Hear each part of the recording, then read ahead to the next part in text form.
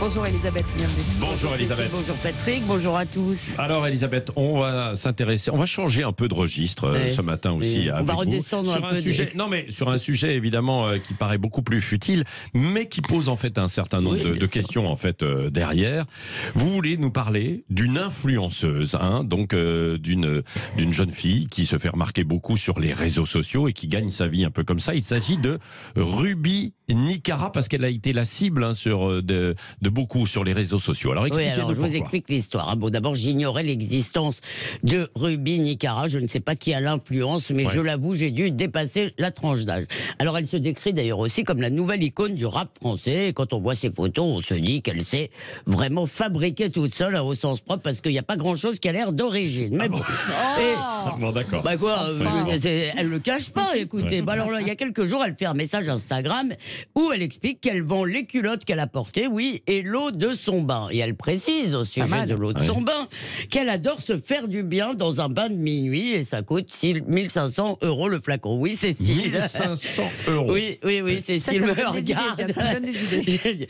Alors, elle était invitée chez Cyril Hanouna mardi, le 8 mars, mais ça s'est arrêté. Alors, semble-t-il, suite à un problème technique, Cyril Hanouna lui a parlé d'une attaque, d'une cyberattaque, mais les réseaux sociaux et la presse people n'en démordaient pas. C'est parce qu'on a voulu la censurer ou peut-être censurer la chroniqueuse qui s'était opposée à elle. Enfin bref, on ne sait pas très bien, mais elle est revenue hier et voilà ce que ça a donné. Ruby, moi je vous trouve très sympathique, mais vous vous foutez de notre gueule, quoi.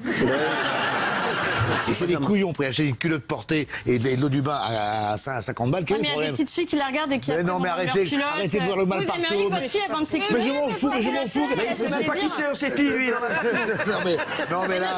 Alors c'est vrai que c'est quand même assez étonnant, une curieuse idée de vendre l'eau de son bain, quoi. Oui, l'eau de son bain, surtout l'eau de ce bain-là, ce bain de minuit où on se fait du bien. Je cite toujours Ruby. Moi, j'ai quand même envie de la défendre. D'abord, je crois que c'était un peu une blague. Elle a voulu faire du buzz et ça a marché. Je ne suis pas sûr qu'elle s'attendait à avoir des commandes. Et d'ailleurs, je ne sais pas combien elle en a eu, mais elle en a eu, ça, visiblement, puisqu'elle a décidé de donner l'argent à une association. Donc, c'est vraiment de la com.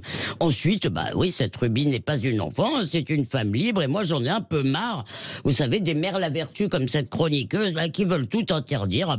Parfois, le sexe, les fantasmes, c'est vulgaire, même un petit peu sale. Mais pour autant, elle ne vend pas son corps, ce qui d'ailleurs serait son droit. Moi, je trouve c'est sa liberté. Elle ne vend pas son corps, elle vend du fantasme. Et si elle gagne de l'argent, bravo. Et d'ailleurs, j'ai appris en travaillant, je travaille pour mes chroniques, que le commerce de la culotte déjà portée était un commerce florissant. Oui, cher Patrick. Notamment au Japon, mais pas seulement.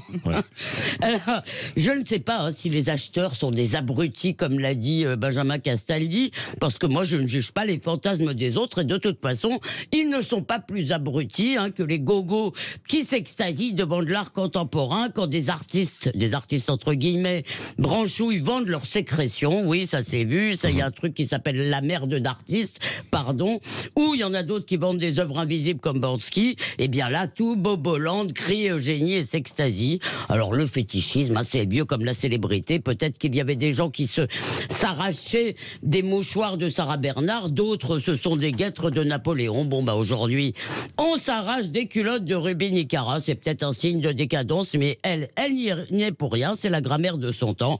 Alors arrêtez d'emmerder Ruby. Et si quelqu'un veut mon stylo, eh bien je le vends.